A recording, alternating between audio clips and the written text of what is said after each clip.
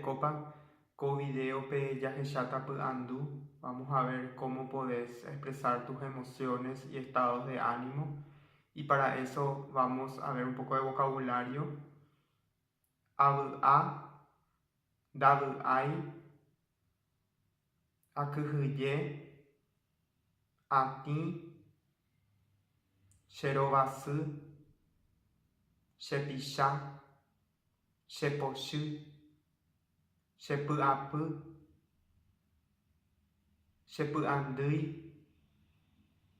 chekane'õ, chekaigue, cheropehýi, chepytaryrýi, chemondýi, cherãirãta.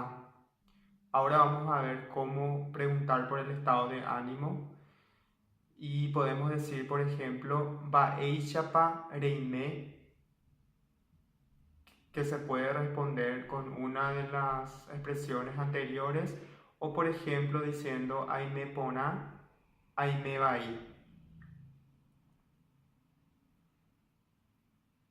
También podemos decir mba'éichapa reñeñandu, añeñandu pona, añeñandu vai.